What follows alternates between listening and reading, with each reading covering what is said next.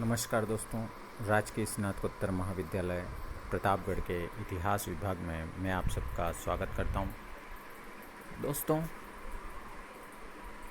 Doctor Asif Sen द्वारा पूर्व के वीडियो में भी आपको राजस्थान के विभिन्न इतिहास के बारे में जानकारी दी गई है। दोस्तों, इस वीडियो में हम परमार वंश के बारे में इतिहास का वर्णन करते हैं या अध्ययन करते हैं। दोस्तों, राजस्थान में गुर्जर प्रतिहारों के बाद परमारों का शासन होने के प्रमाण प्राप्त होते हैं। इन्होंने राज्य के कई भागों पर अपने अलग अलग शासन स्थापित किए। परमार शब्द का शाब्दिक अर्थ शत्रु को मारने वाला होता है, अर्थात पर मतलब शत्रु, मार मतलब मारना।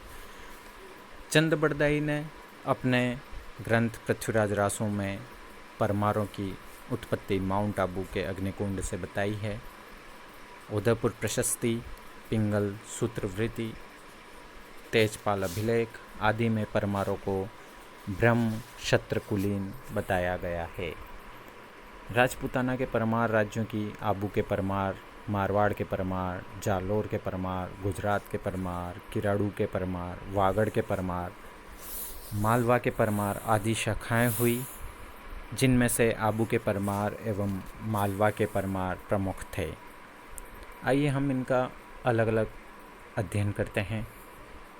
सबसे पहले आबू के परमार। आबू में परमार वंश के शासन का संस्थापक मूल पुरुष धूमराज था, परंतु इस वंश की वंशावली उत्पल राज से आरंभ होती है। आबू के परमारों की राजधानी चंद्रावती थी। आबू के परमार वंश में सिंधुराज एक प्रतापी शासक हुआ, जो मरुमंडल का महाराजा कहलाता था। 1002 ईस्वी के दानपत्र से पता चलता है कि आबू पर धरड़ी वराह का अधिकार हो गया था। प्रमुख शासकों में धंधुक, यह परवर्ती काल में परमार वंश का शासक बना। धंधुक का गुजरात के सोलंकी शासक भीमदेव से युद्ध हुआ, जिसमें विमल शाह, जो भीमदेव का दंडपति था, ने दोनों के मध्य समझौता करवाया। उसके बाद भीमदेव ने विमल शाह को आबू का दंडपति नियुक्त कर दिया था। विमल शाह ने वहां रहते हुए 1031 ईस्वी में देलवाड़ा के प्रसिद्ध विमल शाही मंदिर, जो भगवान आदिनाथ का जैन मंदिर है, का निर्माण करवाया था। धंधुक के पश्चात धारावर्ष। आबू के परमारों में धारावर्ष सर्वाधिक प्रतापी शासक हुआ। वह एक ही बाण से 3-3 भैंसों को एक साथ बेध डालता था। धारावर्ष के छोटे भाई प्रहलादन ने पालनपुर नामक नगर बसाया था तथा पार्थ पराक्रम व्यायोग नामक नाटक की रचना भी की थी। कीर्ति कौमुदी ग्रंथ की रचना धारावर्ष के कवि सोमेश्वर ने ही की थी। धारावर्ष के पुत्र एवं उत्तराधिकारी सोम सिंह का सोलंकियों के साथ युद्ध हुआ।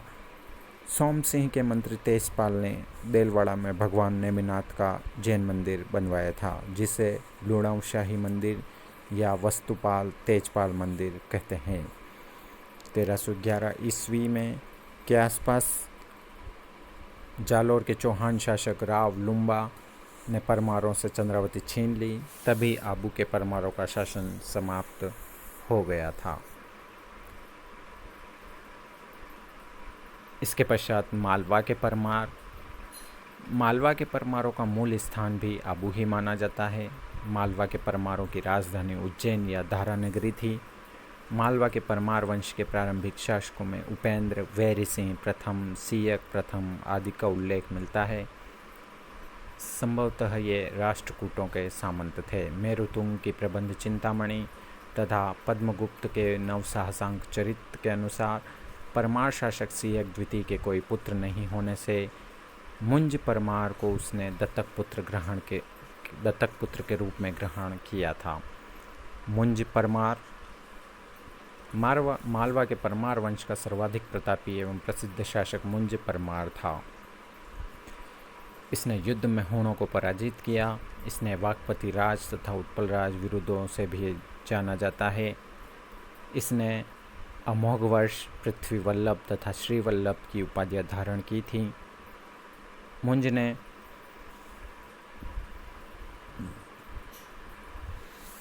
कल्याणी के शासक चालुक्य शासक तेलप द्वितीय को युद्ध में 6 बार हराया था।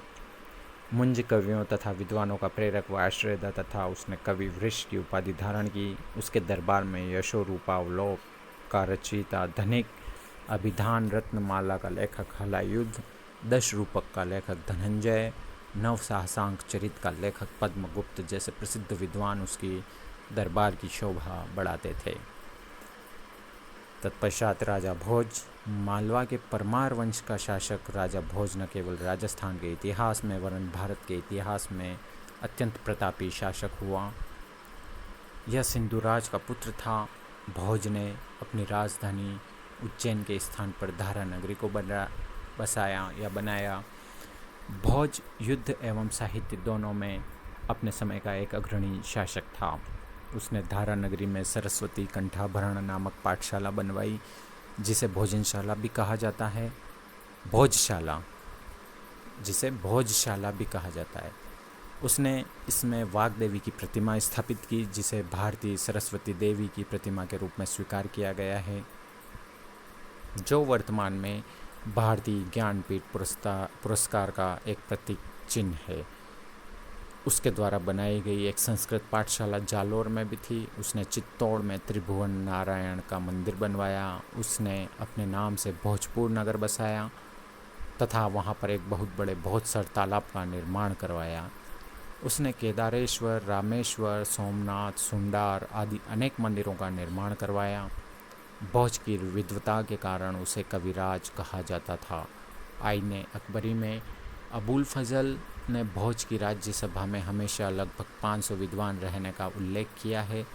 राजा भोज ने स्वयं सरस्वती कंठाभरण, सम्रांगण सूत्रधार, सिद्धांत समूह, योग सूत्रवृत्ति, राज मार्तंड, विद्या विनोद, आदित्य प्रताप, सिद्धांत, युक्ति कल्पतरु, आयुर्वेद सर्वस्व आदि ग्रंथों की रचना की थी।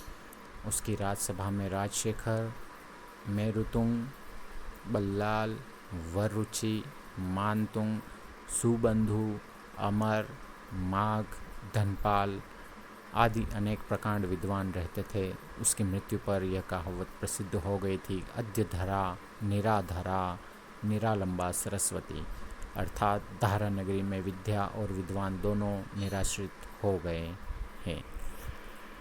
तत्पश्चात जालोर के परमार शासक। जालोर प्रदेश में भी 10वीं सदी में परमारों ने अपने शासन का प्रारंभ किया। 1087 ईस्वी में जालोर के शिलालेख से जालोर के परमारों के 7 शासकों वाकपतिराज, चंदन, देवराज, अपराजित, विज्जल, धारावर्ष एवं विशाल का उल्लेख मिलता है। जालोर के परमार भी संभवतः आबू के परमारों की ही शाखा थे। इस शाखा के वाकपतिराज ने 960 से 985 ईस्वी तक जालोर पर राज्य किया था। वाकपतिराज की 7वीं पीढ़ी के वंशज विशाल के यहाँ राज्य करने का उल्लेख मिलता है। इसके बाद आते हैं किराड़ू के परमार। 1661 ईस्वी में किराड़ू अभिलेख से ज्ञात होता है कि किराड़ू के परमारों में कृष्णराज, सोच्छराज, उदयराज और सोमेश्वर आदि शासक हुए।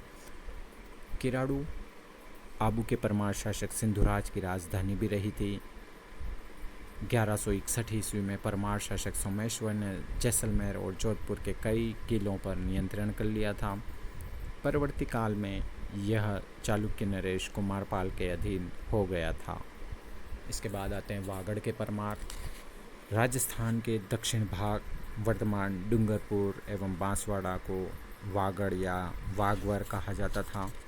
यह कहते हैं वागड़ में 10वीं से 12वीं सदी में परमारों का शासन विद्यमान था। इनकी राजधानी अर्थुणा थी।